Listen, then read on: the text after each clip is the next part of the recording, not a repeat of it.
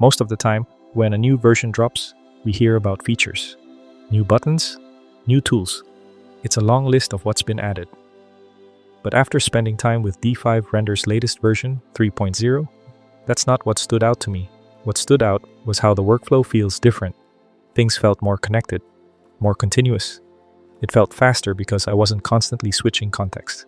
So in this video, instead of running through every update, I want to walk through how it actually fits into a real workflow, from early concept to refinement to final output. If that's something you've been looking for, then watch until the end.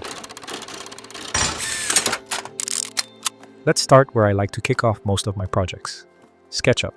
I've got a simple model here, and if you want to follow along, you can download this SketchUp file for free. Links in the description. D5 3.0 introduces D5 Lite, a real-time rendering plugin integrated directly into SketchUp. Built on the D5 engine, it focuses on real-time performance and AI tools within the modeling environment.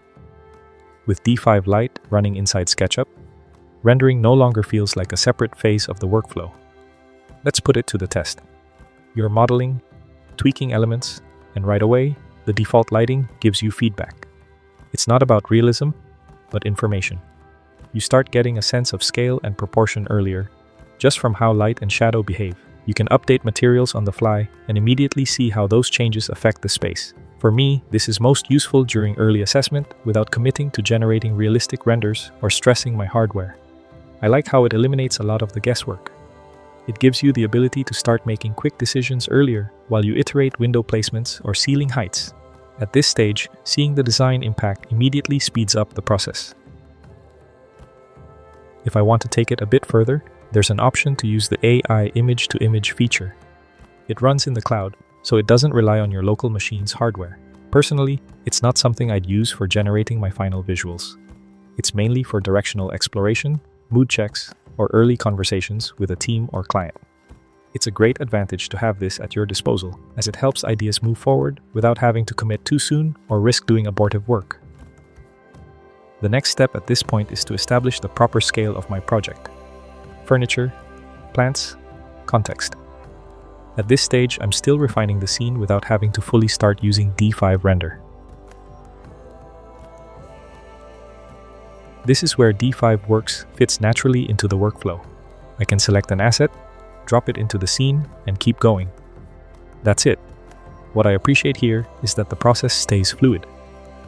The process feels more connected with less interruption. I can keep iterating as much as I want.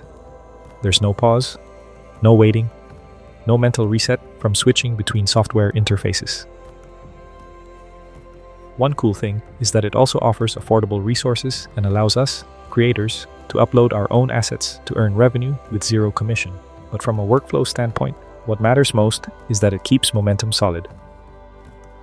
Once I'm happy with its direction, that's when I move into launching D5 Render. This is where things become more intentional. Lighting starts doing more than just lighting up the scene. Materials gain more depth. Reflections begin behaving the way you expect. This is where I take my time. At this point, I'm no longer testing ideas. I'm carefully shaping the final image. Camera angles matter more. The atmosphere starts carrying part of the story, and because everything is rendered in real time, I don't lose momentum with small adjustments. It's like having a conversation. This is what it's supposed to be, a constant flow of iteration and feedback. There's a lot in this update that gets me excited, but a few things naturally stand out during real projects. One of them is the ocean system. Whenever I work on coastal projects, shoreline shots and aerial views are almost unavoidable. Before this, I was relying on multimedia texture maps just to replicate the movement of the waves. It worked, but it was all temporary. Adjusting the loop timing, scale, and consistency always took more time than it should have. I'm really glad that D5 included this in the update. When it's enabled, it does what it's intended to do. It literally simulates realistic waves, foams, and interactions between the water and objects. The system can even detect terrains and generate coastlines automatically. The next one is true displacement. This has been a long time coming. It's not something you use everywhere, but when your camera gets close to surfaces like stone, concrete, terrain, it adds actual physical depth. Just keep in mind, it requires a proper height map.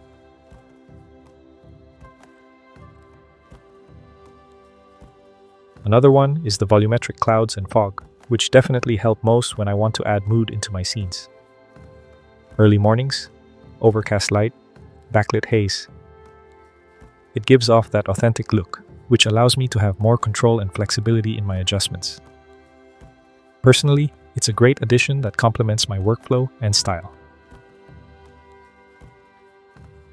There are situations when I want to explore options fast. That's where D5's AI agent comes in. It can get things done and pull out some recommendations as well. If I'm testing lighting or atmosphere, I can just import the model and describe what I'm aiming for and let the AI help explore lighting directions instantly. The same goes for asset recommendations. Instead of searching endlessly, I can upload a reference image and get suggestions that are already aligned. This really helps save a lot of time searching for the right asset. Other AI tools inside D5, like AI image to 3D model, is a big improvement. There's an option to upload multi-angle views, but for this one, I wanted to see if it could handle the task using just a single image.